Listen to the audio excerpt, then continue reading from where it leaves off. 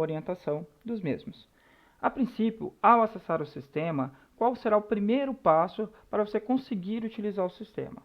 O primeiro passo para você conseguir trabalhar com operações tanto de desconto de títulos quanto de empréstimos será fazer os cadastros iniciais. Para isso, nós iremos acessar o menu Apoio, Cadastrar. Nesse menu, nós teremos os principais cadastros do sistema, mas nós iremos iniciar pelo cadastro mais básico de todos, que é os dados, os parâmetros da própria ESC. Para isso, nós vamos em Apoio, Cadastrar, Parâmetros da ESC. Ao acessar os parâmetros da ESC, será demonstrado minha empresa, o CNPJ da sua empresa, de identificação, e o nome da mesa. No caso, estou utilizando uma demonstração, uma empresa de demonstração. Na primeira aba de configuração de parametrização, nós teremos ali as alíquotas tanto de operações de desconto e empréstimo de cessão de recebíveis, quanto de empréstimos com garantias diversas. Então, a primeira coisa que eu vou definir vai ser qual que vai ser o padrão de mínimo, médio e máximo de taxas que será aplicado nessas operações. Então, vou utilizar o mínimo nesta minha empresa que eu vou estar definindo, 1% de mínimo, 2% de médio e, no máximo, até 6%, conforme ocorrer minha negociação com o cliente. Após isso, para empresas de descontos para operações de desconto e empréstimo, eu vou definir a minha fórmula que será aplicado. O sistema ele possui várias formas, da fórmula A até a fórmula Y. Então, você vai definir qual a melhor fórmula a ser aplicada no decorrer do seu negócio, no seu processo, no seu dia a dia. Tá, mas só por essa nomenclatura, fórmula A, B, C, fica inviável você ter uma noção de qual é a mais precisa, qual se adequa melhor ao seu negócio. Então, para isso, o sistema, dentro dos documentos da sua pasta de instalação do GESC, tem uma apresentação de cada fórmula dessa. Então, para chegar até esse documento, nós vamos acessar aqui, então, no caso, o meu computador, da sua máquina. Claro que vai ter uma variação de Windows para Windows. No disco local C, que foi instalado, no caso o meu GESC, a pasta GESC e logo em seguida documentos. Aqui terá vários documentos padrões do sistema, mas o que nós vamos estar procurando é a nossa tabelinha do Excel de fórmulas de cálculo. Ao abrir a tabela de fórmula de cálculo, a primeira coisa que nós vamos ter é uma descrição de cada fórmula, como que foi dado aquele valor, como que chegou naquele valor de líquido da operação. Então aqui vai ter uma descrição. Mas mesmo assim, ainda fica muito complicado, fica inviável fazer cada uma dessas fórmulas para chegar nesse valor final e saber se essa fórmula é adequada para o meu operacional. Para isso, então, você vai vir aqui nas pastas de trabalho, você vai ter aqui fórmulas, vai clicar aqui, vai chegar um pouquinho para a esquerda aqui, e aqui você vai conseguir ver uma demonstração real de como é aplicado cada fórmula. Então nós vamos ter aqui um exemplo, um título, supondo que a gente fosse adquirir um título de R$1.000. Então nós vamos colocar 1.000, com um fator que é aquela alíquota que nós definimos 1, 2 e 6, eu vou dizer que nesta operação que eu estaria fazendo, eu iria aplicar 4%. Então eu vou colocar 4%. E o documento, esse cheque ou essa duplicata que eu estou adquirindo, ela tem um prazo de 90 dias. Então, com isso, o meu sistema ele vai fazer uma apresentação em cada fórmula, a fórmula A, fórmula B, fórmula C, etc., quanto que seria o valor de deságio, de desvalorização desse título, conforme o fator e o prazo do título. Então, nós temos que na fórmula A seria 120, na fórmula B 125, na fórmula C, e nós temos N fórmulas, São várias fórmulas que você vai ver. Claro que você pode mudar vários critérios, aumentar o prazo do documento e verificar qual que é a realidade da sua assessoria e qual fórmula se adequa mais. Conforme a descrição das notas, nós vamos utilizar para a apresentação a fórmula A, que é a fórmula de juros simples, que é bastante conhecida, e ela é de fácil entendimento, de fácil orientação, certo? Então, continuando com o nosso sistema, então nós definimos a regra de fórmula A, no caso o mínimo 1%, o médio 2% e o máximo 6%. Para a nossa fórmula de empréstimo, ela tem uma pequena mudança. Eu também vou ter a minha alíquota, minha taxa de juros que eu vou aplicar nesse empréstimo que eu vou fazer, que eu vou seguir a mesma regra que eu estou definindo do desconto, mas não obrigatório, tá? Mas vamos colocar aqui. E eu vou colocar aqui o máximo, vamos supor que no empréstimo eu possa chegar até 10% na minha negociação. As fórmulas para o empréstimo, ela é bem reduzida e ela é mais de fácil entendimento. Eu tenho o juro simples, tenho o juro composto e tenho a minha fórmula price, certo? E com isso, então, eu vou utilizar a fórmula também de juros simples, só para um fácil entendimento, uma fácil compreensão. E aqui vai ter minha carteira de organização. Quer dizer o quê? Os documentos que eu fizer, que forem criados através do empréstimo, né? Que seriam, no caso, notas promissórias. Em qual carteira de organização de sistema eu vou definir que elas ficarão? Eu vou colocar aqui a minha carteira 3. Mais para frente eu apresento com mais calma porque que eu defini a 3 aqui. Em seguida, nós teremos aqui as configurações de IOF, que são os impostos que serão aplicados no decorrer da operação, que no caso eu vou colocar aqui, lembrando que esse IOF, essas configurações de impostos, todas elas vão ser acompanhadas o cadastro junto ao seu contador. Todos os dados que eu colocar aqui são dados fictícios, tá? Então, fazer o preenchimento juntamente com o seu contador, certo? Então, vamos colocar aqui 30.000, 0,5. Então, eu tenho as configurações de pessoa, IOF de pessoa jurídica, IOF de pessoa jurídica optante pelo Simples Nacional. Aqui no cálculo do IOF, você vai utilizar, seria o cálculo apresentado para definir o prazo para a aplicação desse imposto. Nós temos o prazo real, que pega a data do vencimento do título menos a data da operação, e nós temos também o prazo final, que é o prazo real mais o float mais os dias. No nosso exemplo, a gente vai utilizar o prazo real, que não envolve o float, certo? É somente o vencimento menos a data que a operação está sendo feita. E temos também nosso aqui o IOF adicional, que vai ser de 0,38. A princípio também será definido conforme orientação do seu contador os impostos mensais de PINs, CONFINS, CSLL e RPJ. Eu não vou definir nada aqui para você realmente fazer o contato com o seu contador e não, às vezes, ser induzido a colocar qualquer valor que eu colocar aqui, porque, como eu reforço aqui, são totalmente dados fictícios. E continuando, com isso, então, eu tenho minha primeira parametrização da minha ESC. O nosso próximo passo seria o cadastro de prazos. Então, pode existir uma regra de definição. Eu posso definir que a minha ESC, por exemplo, não vai trabalhar com documentos abaixo de 15 dias. Então, o meu mínimo para mim fazer um cadastro, para mim conseguir adquirir um título, né, fazer a compra de um cheque, uma duplicata, ela tem que ter no mínimo 15 dias. Tá? Então, eu vou definir isso tanto para cheque quanto para duplicata. Mas por que existe essa definição de um prazo mínimo? Né? Porque em alguns casos, né, a compra de um documento com valor, com um prazo muito inferior, ela acaba não sendo compensativo, porque você normalmente as ESCs vão ter os trabalhos de gerenciamento dos títulos após a aquisição, emissão de boleto, talvez o contato com esses donos desses documentos, né, os sacados.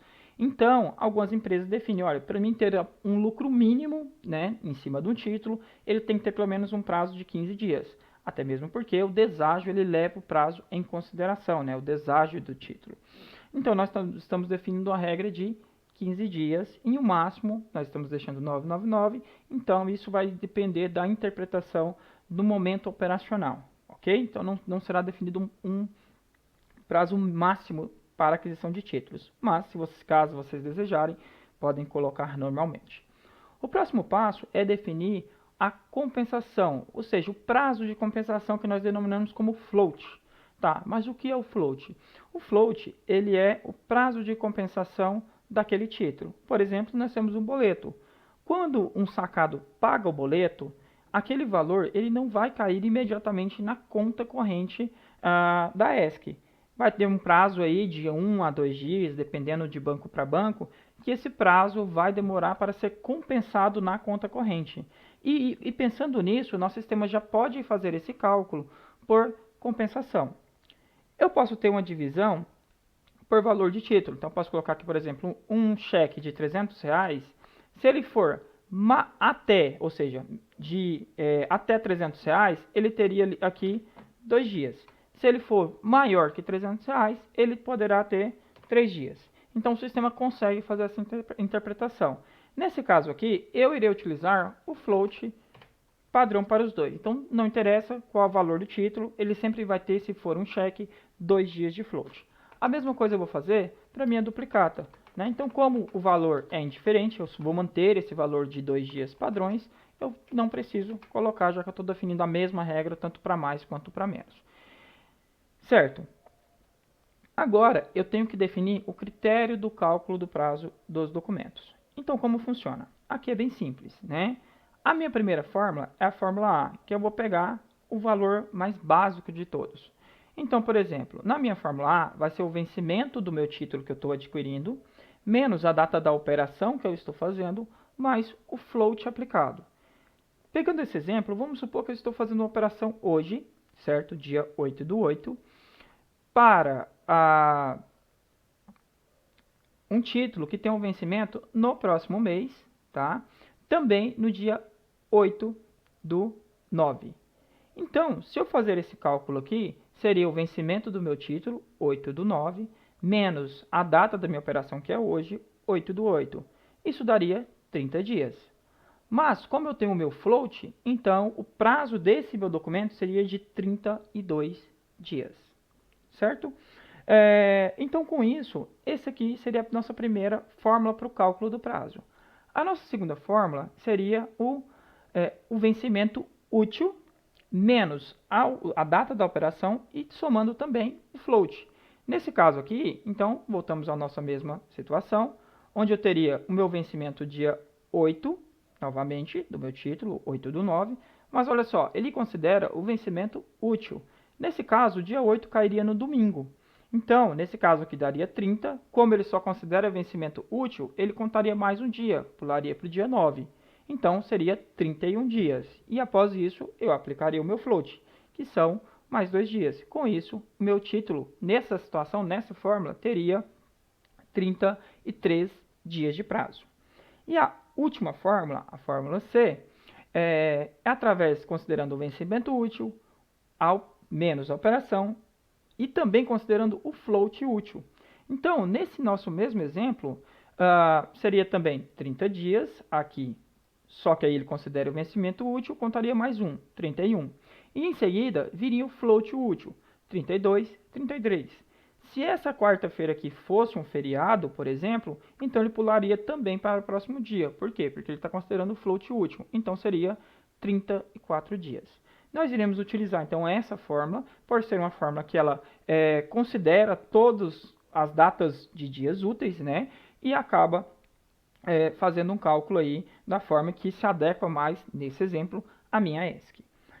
Dias a somar no prazo é uma definição que o sistema irá somar dias no prazo do documento, mas não existe uma especificação ou uma causa própria para definir esse acréscimo de prazo. Seria simplesmente uma regra definida para a ESC. A minha ESC, não, nesse meu exemplo, não irá trabalhar com esse prazo. Mas aí entrou um porém.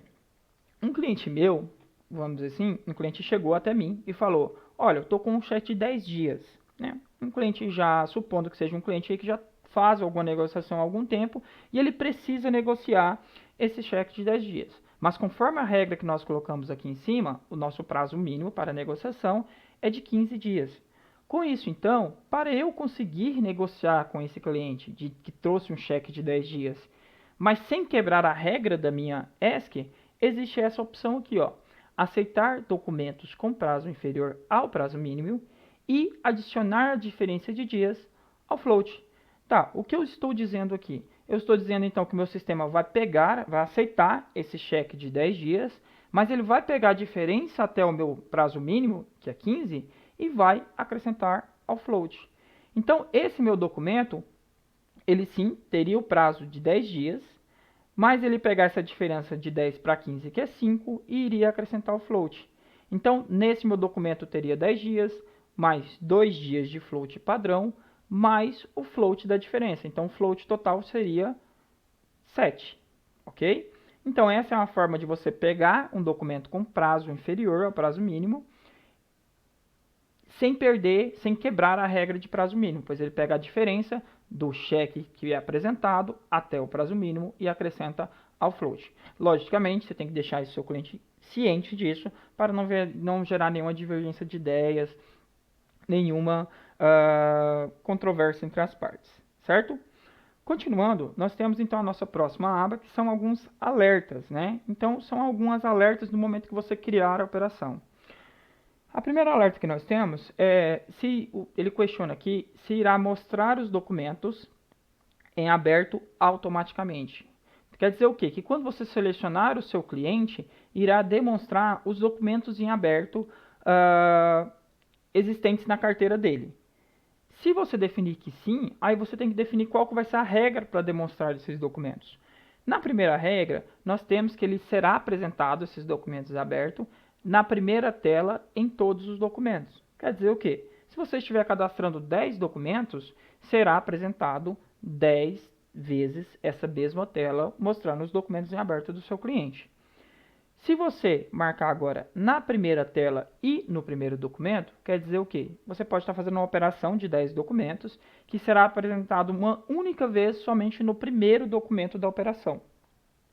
Já somente na primeira tela vai ser apresentado quando você selecionar o seu cliente para criar a operação, certo? Então, e nós temos aqui o não visualizar, que não será apresentado em momento nenhum. Neste caso aqui, nós vamos utilizar no momento que nós selecionarmos o cliente para criar uma operação, que já fica ali bem direto, né, demonstrando os títulos que existem abertos desse cliente. Então, nós marcamos aqui e marcamos somente na primeira tela. Lembrando que, se eu marcar a opção aqui, eu não consigo trocar. Eu tenho que desmarcar para escolher a qual eu quero, escolhi, marco novamente. O sacado é bem semelhante, mas agora está especificando para mostrar os documentos em aberto daquele sacado que você acabou de cadastrar dentro da operação. Então, nesse caso aqui, se você estiver fazendo uma operação de 10 documentos e deixar marcada essa opção, toda vez que você digitar, identificar o CPF ou CNPJ daquele sacado, irá aparecer uma tela mostrando os documentos em aberto dele. Em alguns casos, isso é benéfico, dependendo do controle que é efetuado na ESC. Em outros, acaba atrasando um pouco o processo operacional, porque se você tiver 10 documentos, você vai ver 10 telas de documentos em aberto, especificadamente para cada um dos sacados registrados, ok? E aqui pergunta novamente, se ele vai só perguntar se você quer ver essa tela ou não, se você vai realmente visualizar direto, ou se você não quer visualizar, certo? Nesse caso aqui, nós devemos marcar perguntar, só para vocês verem dentro da operação como que funciona o processo. Do lado direito aqui agora, nós temos algumas perguntas referente ao cliente. Acumular valor movimentado quer dizer o quê? Se você vai definir um limite de crédito de movimentação para o seu cliente. Ou seja, você pode definir que o seu cliente ele vai movimentar 50 mil reais. Certo? Você pode definir se ele vai movimentar 50 mil reais. E ele pergunta, caso o seu cliente exceda esse limite, ele poderá aceitar exceder, no caso, ele simplesmente vai ignorar esse estouro de limite, ele não vai aceitar, quer dizer o quê? Que enquanto ele tiver com esse limite estourado, ele não vai conseguir fazer a operação, né? Cadastrar títulos para ele. Ou ele simplesmente só vai te dar um alerta, fala, olha, cliente estourou o limite, vai continuar, vai aceitar, e aí fica a critério do operador definir se vai ter uma continuidade nessa operação. Mas lembrando que como eu estou na parametrização da minha ESC, se eu colocar 50 mil aqui, quer dizer que eu estou o quê? Estou definindo o limite de 50 mil para todos os meus clientes, e não para um cliente específico. Em muitos casos, não se torna viável essa situação pelo fato que você pode ter clientes de diversos tipos de negócio, né? Os clientes mais de negócios mais simples e outros de negócios maiores. Então, fica difícil definir um mesmo limite para todos eles. Então, nesse caso aqui, é possível, normalmente é efetuado, o cadastro do limite diretamente no momento que você cadastra o cliente, porque você pode definir um limite personalizado devido, né, à prospecção, à avaliação do cliente, e não um cadastro massivo. Nesse caso aqui, nós não vamos colocar um cadastro massivo, não vamos fazer um acúmulo do cliente, pois quando nós formos cadastrar um cliente, nós vamos demonstrar e definir um limite personalizado para ele. E da mesma forma, nós também temos um limite de crédito por sacado. Então quer dizer o quê? Você pode definir uma movimentação máxima dos clientes, dos sacados, para cada sacado que você cadastrar, que também pode ser personalizado no momento do cadastro do sacado. Então esse processo a gente não vai manter uma regra massiva, tá? E vamos deixar aqui, no caso, tudo sem essa definição de limite para a gente ter uma operação mais fluida, né? Um processo mais e até mesmo personalizado para cada situação do dia a dia, para cada sacado do dia a dia, para cada cliente do dia a dia. Então, terminando esses alertas, nós passamos para a opção. Aqui na opção, nós vamos ter alguns alertas que serão informados no momento que você estiver fazendo uma operação. A primeira alerta que nós temos aqui é se a sua ESC ela opera com negativados. Tá, antes de adentrar a explicação dos negativados, eu tenho que esclarecer que esses negativados não se referem ao negativado de órgão de proteção a crédito, como Serasa, SPC, Boa Vista. Não, nós estamos falando de histórico, né? Por exemplo, vamos supor que foi um cliente na sua ESC, ele era muito impaciente, talvez sem educação. Então você pode ir lá no registro dele, que a gente chama aqui de dossiê, que são históricos, e fazer um registro de um histórico. Você vai falar, olha, cliente sem educação, e você pode dar como negativo esse histórico. Isso seria um cliente negativado, quer dizer que ele tem um histórico negativo, não quer dizer que ele tem claro que você pode também fazer as consultas no Serasa, SPC e registrar esses históricos como negativo, mas esse negativado que ele está se referindo são a históricos registrados, ok? Então nós vamos aqui em operação com negativados. Nesse caso aqui, existem 3 opções. O sistema vai te dar um aviso, fala, olha, cliente possui dossiês históricos negativos. E aí você confere se esse dossiê é algo que realmente impacta, que é tranquilo, ficou só como um alerta ou não. Então, o avisa, ele vai te dar esse alerta. Sim, ele vai ignorar totalmente esse histórico negativado e vai aceitar a operação normalmente. E não, se for não, ele realmente não vai operar, ele não vai deixar você prosseguir com essa operação, ou seja, com esse sacado que está, né, aí com esse histórico negativo. Nesse caso, nós vamos fornecer o avisa. Opera com sócio quer dizer o quê? Que esse sacado que você está cadastrando dentro dessa operação, ele está definido como um sócio do seu cliente, certo? Então isso aí é um alerta, né, informativo cadastral que você pode estar verificando por que um sócio está envolvido dentro de uma operação e está questionando o seu cliente. Da mesma forma, temos o avisa, o sim e o não. Vamos deixar avisa também.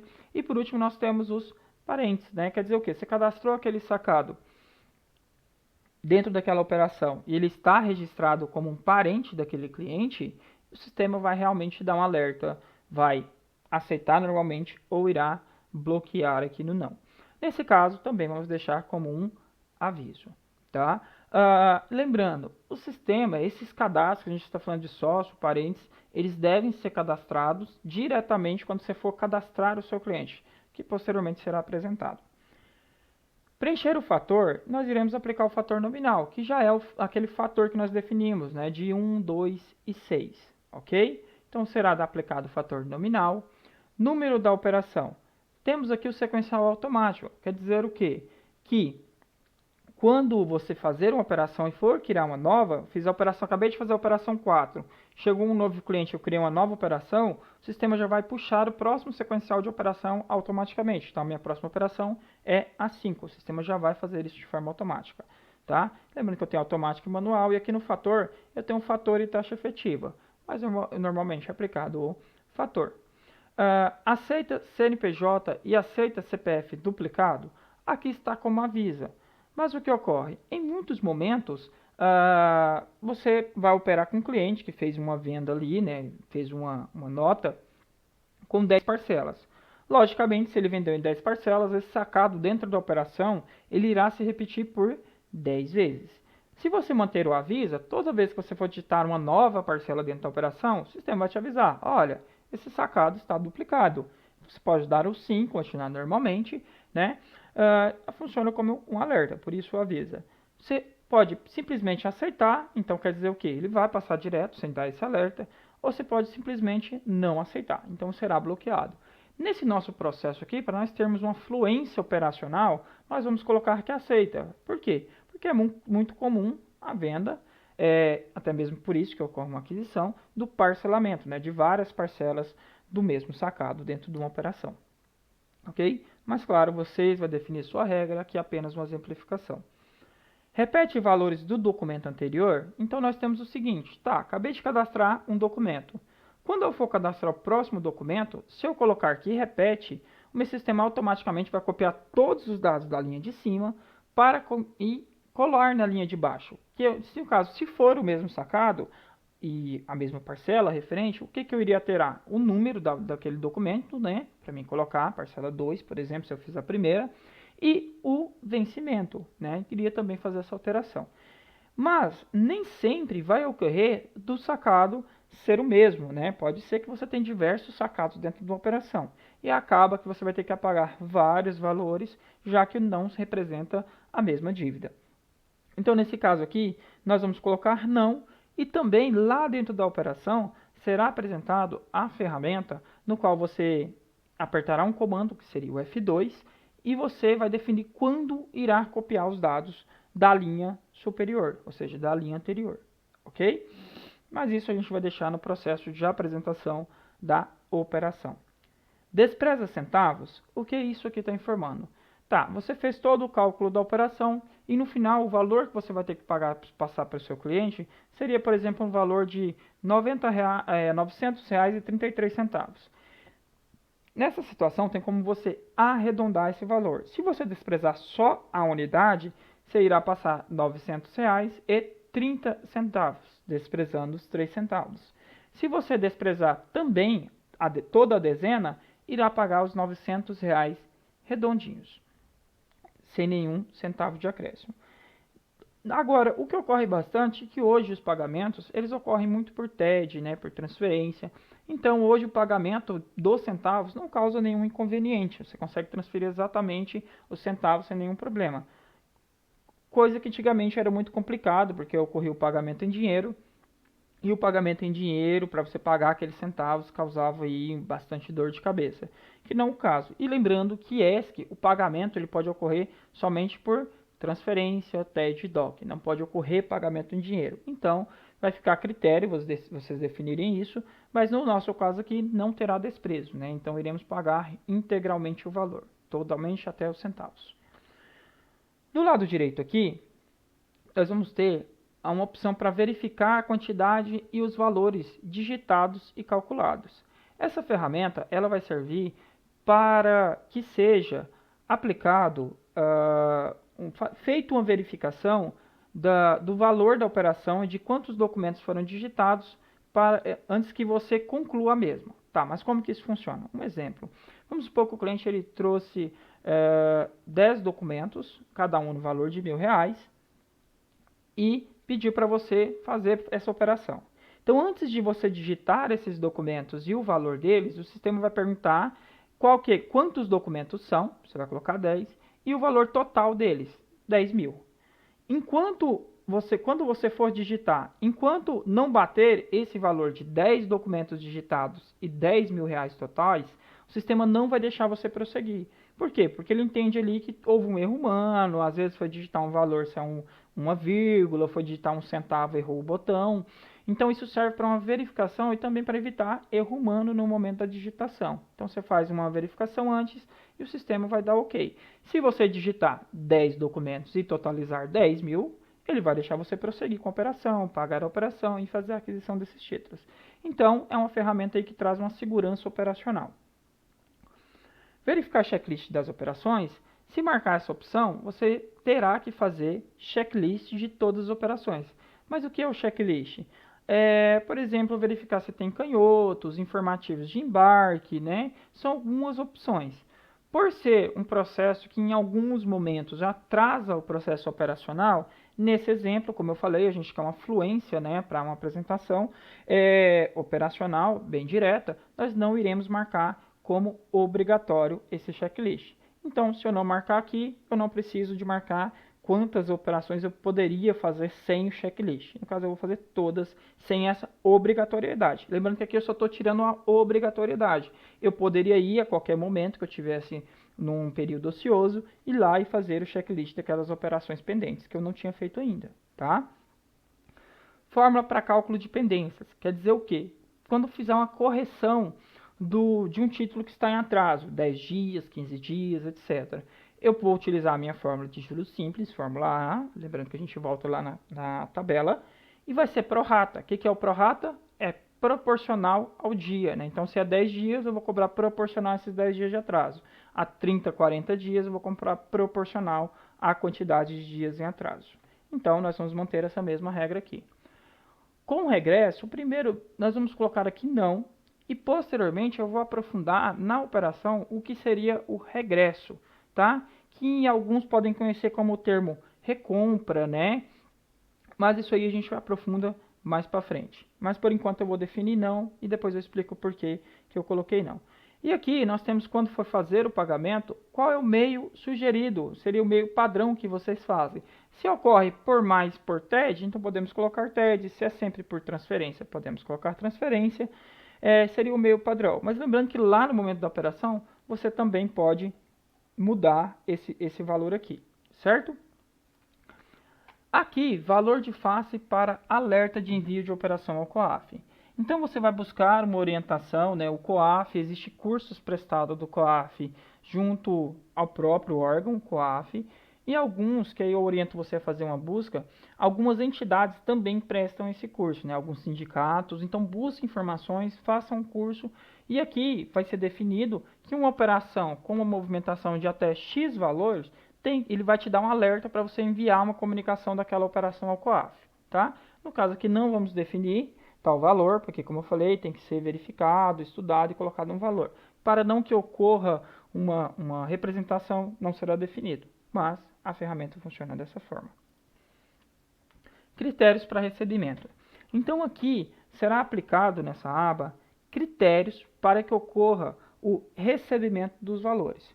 Então, por exemplo, vamos supor que nós temos um título, um cheque de R$1.000, ou uma duplicata, a critério, de R$1.000. Ocorreu um atraso no pagamento dessa duplicata de 20 dias.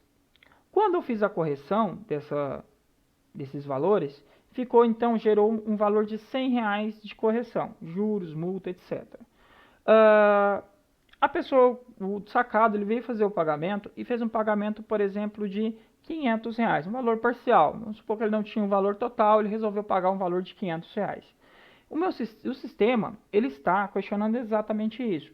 Quando ele for fazer o abatimento desse valor de R$500 nesse valor do título, que é R$1.000 de principal e R$100 de correção. Como que ele irá abater esses R$500? Da forma que está aqui, primeiro ele vai abater a correção, os juros, a tarifa e por último o principal. Então ele iria fazer o pagamento dos R$100 dos juros e o que sobrou, que seria os R$400, iria abater do principal. Então o seu cliente, no caso o seu sacado, iria ficar com o valor em aberto de R$600 de principal, certo? Mas eu posso definir outras formas, como por exemplo, primeiro o principal e por último, se sobrar, os juros, etc. Eu tenho várias formas, você vai definir a qual se adequa mais à realidade da sua assessoria. A princípio, eu vou definir que nessa ESC que eu estou parametrizando, primeiro eu vou fazer o abatimento da correção e o que sobrar, se sobrar algum valor, vai abater do principal do título. Tanto para títulos regressados, que seria a recompra, que a gente vai ver um pouquinho mais para frente, quanto para títulos na carteira, que é as prioridades de recebimento de títulos, certo? Aqui em cima seria a atualização do índice de correção. Então, a correção vai ocorrer sobre o total do devido. Na nossa próxima aba, nós vamos ter a aba de comissão. Nessa aba de comissão, nós vamos ter os percentuais de comissão. Lembrando que aí vai depender, essa comissão ela paga ao operador, que no caso, no sistema ESC, nós denominamos ele como os gerentes, tá?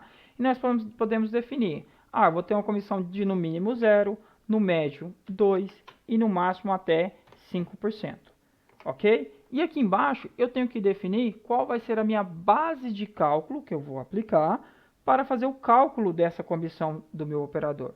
Eu tenho um valor de face, que é o valor do próprio título, Nulo quer dizer que ele não considera.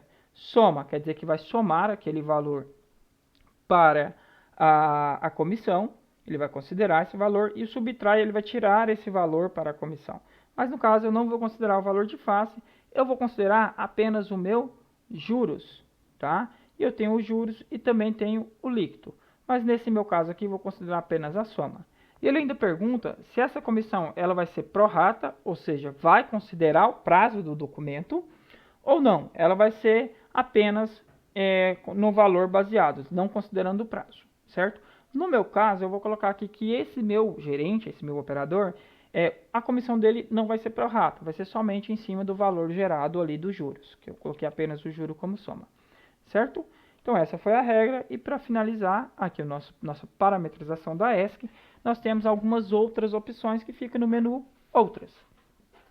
Então, a princípio, a primeira coisa que nós vamos ter é a utilização de senha de autorização. A senha de autorização, ela funciona em algumas funções, não é voltada para todas as funções do sistema, tá?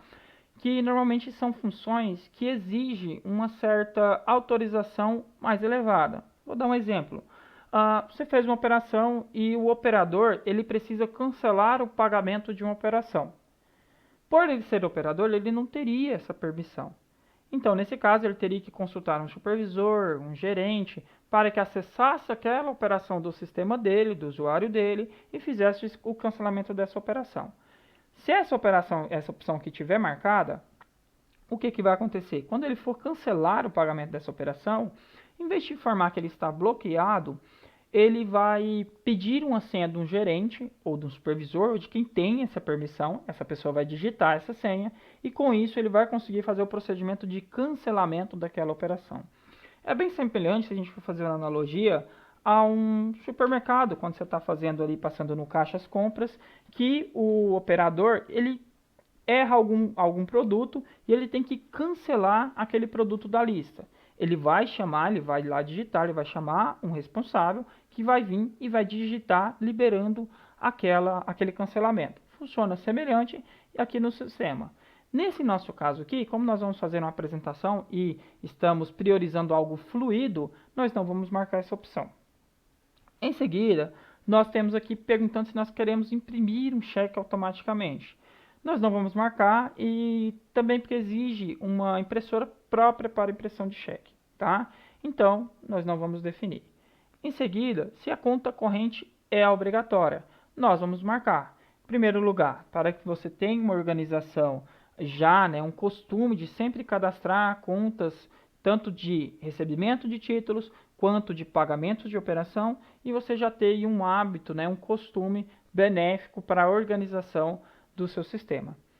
Gravar dossiê automático. Tá, isso aqui é interessante. Por quê? O gravar dossiê automático, ele vai gravar procedimentos que ocorrem dentro do sistema, ele vai gerar um dossiê e vai cadastrar automaticamente para aquele sacado ou para aquela pessoa. Um exemplo, quando você prorrogar um título, se tiver marcado essa opção, o sistema automaticamente irá gravar um dossiê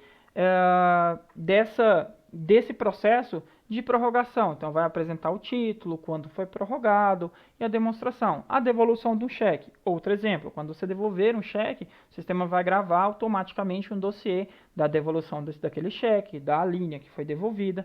Lembrando, esse dossiê, que é aquele histórico, ele sempre, quando ele é gravado automático, ele sempre será apresentado como informativo. Ele não vai ser apresentado como negativo, mesmo no caso de uma devolução, ele sempre será apresentado como informativo.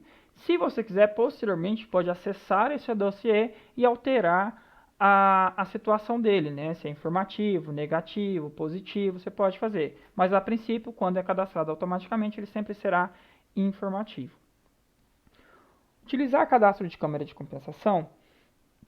A câmara de compensação hoje nós não marcamos, pelo menos eu não irei marcar aqui, você pode estar verificando como será o trabalho, de câmara de compensação, certo? A câmara de compensação, ela seria ali, alguns conhecem como praça de pagamento, se a pessoa está pagando ali onde que está a agência dele, onde que está próximo. Mas hoje esse processo, em alguns bancos, tá? Não, agora vamos aí que existe N bancos no mercado, né? Em alguns bancos, eles já prestam essa informação no retorno que ele presta dos pagamentos dos boletos emitidos, certo? Nesse caso aqui, nós não vamos fazer essa utilização, mas fica a critério desse processo de utilização. Confirmar lançamento da conta corrente pedido de baixa ao quitar um título. Isso aqui é algo importante. Por quê? Vamos supor que nós temos aí um boleto emitido para o sacado Matheus, certo? Eu fui lá, emiti o boleto, entreguei ali para o Matheus para ele fazer o pagamento. Então, registrei o boleto no banco, tudo certinho. Só que por algum motivo, o Matheus perdeu esse boleto, né? Então, o que ele fez? Ele pegou e transferiu esse valor do boleto na conta corrente da ESC. Então, ele fez uma transferência. E enviou esse comprovante da transferência para mim. Então, nesse caso, o que vai acontecer? Se eu marcar essa opção aqui, quando eu der a baixa manual, porque foi feito através de transferência, então tem que dar a baixa manual desse valor na minha carteira, desse título, o meu sistema vai identificar que esse documento tem um boleto emitido, certo? E vai me informar se eu desejo enviar uma ocorrência de baixa para o banco, para me falar, olha, banco, foi pago aqui, pode baixar o título, ele não está mais em aberto. Então isso é interessante para evitar, né, algum tipo de, se você trabalhar com protesto automático, enviar um título que já foi quitado para protesto, ou até mesmo para um controle aí, não deixar documentos em abertos que já ocorreram o pagamento, a quitação, boletos em aberto de títulos que já foram quitados. E aqui nós temos também preencher o questionário de risco do cliente é obrigatório e preencher o questionário de risco da operação é obrigatório. Se eu marcar essas opções, toda vez que eu for fazer uma operação ou cadastrar um cliente, eu vou obrigatoriamente ter que preencher um questionário de risco, tá? Esse questionário de risco são algumas perguntas específicas que normalmente é apresentada no curso do COAF, tá? Em algumas apostilhas, que tem que ser cadastrado no sistema e você vai ter que fazer obrigatoriamente, ok? Nesse caso que não será marcado, até mesmo para um fluxo, né, operacional ser mais fluente, né, seguir com mais tranquilidade, porque se eu colocar aqui, toda vez que eu criar uma operação, eu vou ter que cadastrar esse questionário. E como nós, nessa apresentação, queremos algo bem fluente, bem operacional, não vamos colocar que é obrigatório, mas como já dito, não quer dizer que você não possa fazer posteriormente. Sim, estou com um tempo ocioso ali, pode ir lá, colocar, cadastrar os riscos e preencher esses questionários. Do lado direito aqui, nós temos algumas informações de definição de sistema. Contador, que vai ser utilizado quando for gerar o SPED. Para gerar o SPED, obrigatoriamente é exigido que tenha que ter um contador vinculado àquele arquivo SPED. Então é aqui que nós cadastramos, né, o CPF, identificamos esse contador.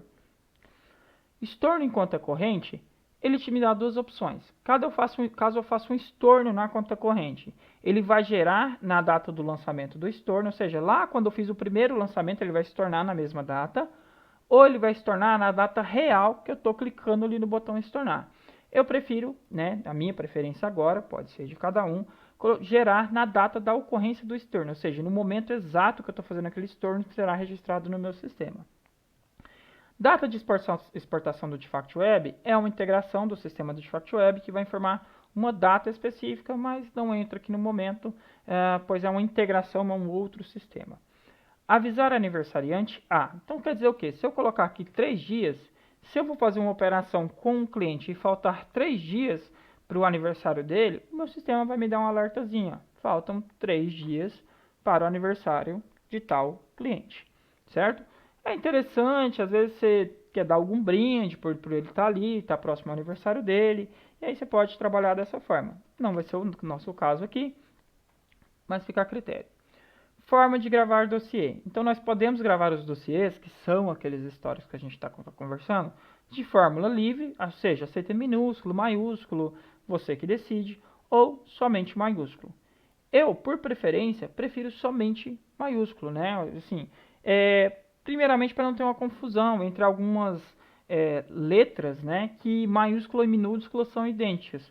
Por exemplo, nós temos ali o I maiúsculo e o L minúsculo. As duas são idênticas, né? Se eu definir que é tudo maiúsculo, nunca vai ocorrer essa confusão. Então, para a nossa apresentação, eu vou definir que na minha ESC, nessa ESC fictícia que eu estou cadastrando, será tudo maiúsculo. Restaurar risco semanalmente. Você pode definir que, se caso você definir uma data aqui, quando você ligar o seu sistema nesse dia, por exemplo, na segunda-feira, o sistema automaticamente vai começar a fazer uma restauração de risco, que é validar os valores de cada documento e verificar se está correspondente, se não tem nenhum valor ali calculado de forma não esperada. Mas o que acontece? Esse processo, normalmente, ele é um processo que ele é bem demorado, dependendo do tamanho da sua base também, de quantos títulos você tem em carteira, etc. Então, o que nós orientamos? Que, dependendo do seu fluxo, coloque como não, e aí quando você tiver um momento, ou por exemplo, coloca no sábado, às vezes quando você for um sábado, se você não trabalhar no sábado, você ligar a máquina, ele vai começar a restaurar esse risco automaticamente. Isso pode levar muitas horas, como eu falei, dependendo da base. E se você fizer isso num dia operacional, você pode estar atrapalhando o seu processo de trabalho diário, certo? Nesse caso aqui nós vamos colocar que não. Conta para envio de e-mail, configurada no sistema, ou seja, nós configuramos a sua conta aqui dentro do sistema para que seja disparado alguns e-mails de algumas funções, como por exemplo o boleto, ok? E por último, nós temos aqui o cadastrar itens para compor taxa de juros de operação de desconto e cadastrar itens para compor taxa de juros do empréstimo concessão. Tá, mas o que seria cadastrar itens para compor taxa de juros? O que seria essa nomenclatura? Aqui é bem simples. Na ESC, conforme definido as regras de trabalho, não é possível você cadastrar despesas. Qualquer tipo de acréscimo que ocorre na operação, não é possível você existir a despesa. Qualquer acréscimo à operação irá compor a taxa de juros. Então, se você fez ali um desconto ou até mesmo um empréstimo a 10%, por exemplo, e aí vai entrar, por exemplo, o próprio IOF, esse IOF ele não vai ter uma nomenclatura separada dos juros, não vai ter lá um juros de IOF, 5. Ele vai pegar esse valor que gerou no IOF e vai fazer uma composição dentro desses 10% de juros, que ficaria ali então 10, alguma coisa de juros considerando o IOF. E aqui você pode compor outras taxas, como por exemplo o TED, né? Então você vai cadastrar aqui, por exemplo, se eu colocar 9 aqui, o meu sistema não vai deixar. Então ele vai falar que para eu cadastrar, fazer um novo cadastro, né, de uma identificação, seria acima dos 50. Então eu vou colocar 51, vou chamar aqui de TED, vou dar um nome para esse custo e vou colocar aqui como que ele vai ser aplicado. Eu vou dizer que ele é na operação, ou seja, ele irá ser aplicado uma única vez dentro da operação. Então posso definir aqui que é todos. O meu valor pode ser um valor fixo ou um percentual dessa operação. Nesse caso aqui vai ser um valor fixo. E eu vou falar que ele vai ter um custo de R$10. Então ele tem um custo de R$10 e eu estou cobrando R$10. Ele pode ser automático ou manual. Nesse meu caso, já por ser uma ESC e a transferência, o TED ou o DOC, ele era obrigatório por lei, então eu vou definir que já vai ser automático, porque é certeza que vai acontecer essa transferência. Vou sempre até o final da linha, tá? Sempre. Todo cadastro que for feito, você sempre tem que ir até o final da linha para confirmar o registro. Que aí já confirmou, você pode ver que ele já até foi para a linha de baixo. Vou confirmar, vou fechar e já está cadastrado. Lembrando que um cadastro já aplica para as duas funções, é somente uma descrição. Vou confirmar mais uma vez para concluir e o meu sistema gravar essas definições dos meus parâmetros da ESC, certo? Com isso, eu teria a minha ESC já parametrizada e pronto para dar o início. Mas, será que realmente o meu sistema está pronto para dar o início no processo operacional? Infelizmente não. Nós temos que fazer mais alguns cadastros e vamos aprofundar nos próximos cadastros essenciais para dar continuidade ao processo da ESC de registro.